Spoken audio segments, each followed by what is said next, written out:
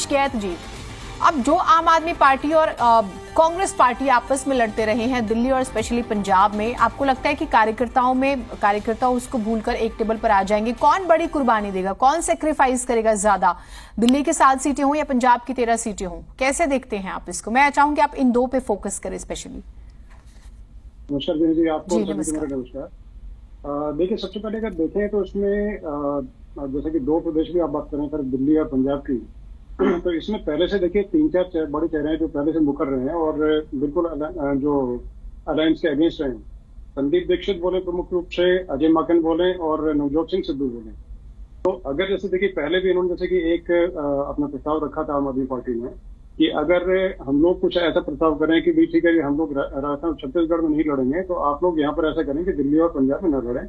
तो वो चीज देखिए उस पर इन्होंने काफी ज्यादा विरोध जताया था संदीप दीक्षित ने, और जो दो नाम बताए, क्योंकि देखिए ऐसे कि इनकी राजनीति यहाँ से बिल्कुल समाप्त होती हुई नजर आएगी। और अगर बाई चांस अलायंस बनता है, क्योंकि देखिए ऐसा है कि पिछला जो चुनाव था जीना जी, उस वक्त ये था कि जितनी सीटों पर उन्होंने चुनाव लड़ा था कांग्रेस ने, उसमें से मात्र 52 सीट पे सिर्फ इनको जीत हासिल हो पाई थी पिछले लोकसभा चुनाव में। तो कहीं ना कहीं देखिए जो पूर्व में यूपीए और अभी वर्तमान में इंडिया जो है, तो उसी बात को लेकर के जो घटक दल है वो उसी हिसाब से सीट शेयरिंग जो है उस पर इनको बात बताएंगे कि भाई इसी उस पर आप मुद्दे पे रह करके और सीट शेयरिंग जो है उस पर करें। लेकिन वो चीज नहीं बनती नजर आती, क्योंकि जैसे अगर ये 3-4 नेता बोले और भी अन्य नेता हैं, मैं प्रमुख रूप से बता रहा हूँ इसमें, तो अगर ये इनको अगर दरकिनार करते हैं तो उसके बाद ये देखिए अगर नाराज अगर होंगे तो यहाँ पर अगेन वो शरद कुमार गुप्त और अजीत कुमार गुप्त वाला जो है वो यहाँ पर दिल्ली में और पंजाब में देखने को मिलेगा। तो उसका कांग्रेस के पास क्या बचेगा? क्योंकि कांग्रेस को अगर निकाल दिया जाए उसमें से, जैसे आए बोलते हैं इंक्लूसिव का मतलब सभी दल, तो सभी दल जो है उसमें एक बड़ा धड़ा है कांग्रेस का। तो कांग्रेस अगर इंक्लूसिव में से निकल गया तो इंक्लूसिव के लिए कोई जगह नहीं बची है। तो उसी प्रकार से अगर देखिए और भी नेता अगर ऐसे प्रमुख जो नेता है कांग्रेस के अगर निकल जाते हैं, या आम आदमी पार्टी के बाई चांस के बीच में, जैसे योगेंद्र यादव बीच में थे, पहले किसी न किसी कारण से निकल गए थे, और कुमार विश्वास जो थे वो निकल गए थे, उसी प्रकार से इनके अगर निकलते हैं तो वो दिक्कत आएगी। और इसी प्रकार से मुझे लगता नहीं कि आपस में कोई तालमेल या किसी प्रकार का गठबंधन का जो है इस बारे में कर रहे हैं। तो वो अगर अलग तरीके से अगर कुछ सोचते तो बात अलग है, लेकिन मनभेद और मतभेद जो है वो है।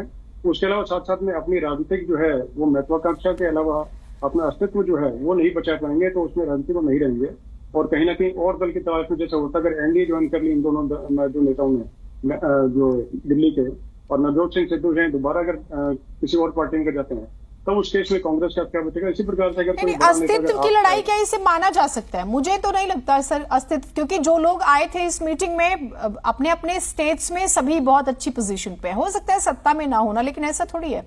तो अस्तित्व का संकट तो नहीं है। हाँ, सत्ता मिलना ना मिलना एक अलग मसला है।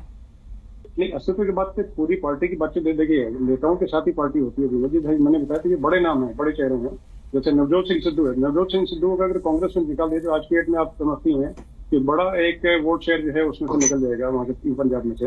उसी प्रकार से जो संदीप दीक्षित है, उनकी माता जी जो है वो 2-3 बार मुख्यमंत्री रह चुकी हैं। तो आप ये समझें कि जैसे दिल्ली में उनका एक बड़ी उनकी फॉलोइंग है, बड़े वोट शेयर को कंट्रोल करते हैं। तो अगर उनको अगर दरकिनार किया जाएगा तो 100% बड़े सपोर्टर्स के साथ कहीं ना कहीं अपना अलग अगर खेमा बनाते हैं या किसी और का सपोर्ट करते हैं तो बड़ा डेंट लगेगा कांग्रेस पे। तो उस प्रकार से देखिए कहाँ पर जो एकजुटता है उसको डेंट तो लगा ना। उसी प्रकार से अगर अजय माकन की बहुत बड़ी फॉलोइंग है, तो उनको अगर निकालते हैं तो उस केस में इनका अस्तित्व अगर खतरे में आएगा तो अपने अस्तित्व को बचाने के लिए पार्टी को दरकिनार करेंगे, 100% करेंगे, कोई भी करेगा।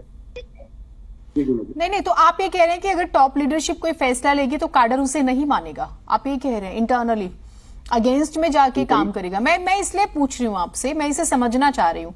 इनके बीच में जितने भी एक्सचेंज हुए थॉट्स के पीछे हमने देखा ऑर्डिनेंस को लेकर कि भाई आप ले लीजिए दिल्ली पंजाब, और दिल्ली पंजाब हमारा या राजस्थान एमपी तुम्हारा या लीडरशिप, ये स्टेटमेंट्स हमने कई बार देखे।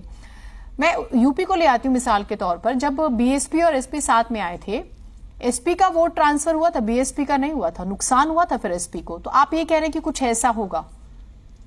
आप बिल्कुल 100% को देंगे कि मैं आपको देखिए कि आपको कोई भी पॉजिटिव स्टेटमेंट इन तीनों नेताओं से कोई भी पॉजिटिव स्टेटमेंट सुनने को नहीं मिला होगा।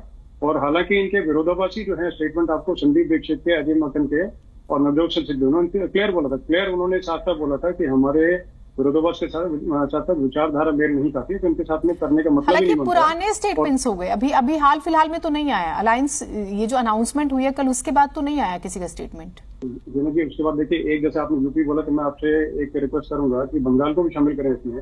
बंगाल के अधीर रंजन चौधरी जो है उन्होंने भी कल ही स्टेटमेंट दिया है, कल ही खिलाफ बोल रहे थे। और इसी प्रकार से जो लेफ्ट की जो है वो एक बड़ी नेता, उन्होंने भी स्टेटमेंट दिया है। उसी प्रकार से जैसे कि मैंने जो 3 बड़े नाम बताए, और इसके अलावा बहुत सारे नाम है, अगर गिनाएंगे तो डिबेट का समय समाप्त हो जाएगा।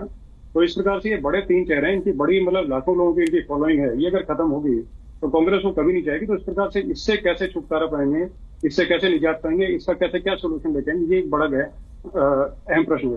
ठीक है, तो आपके हिसाब से नुकसान होगा।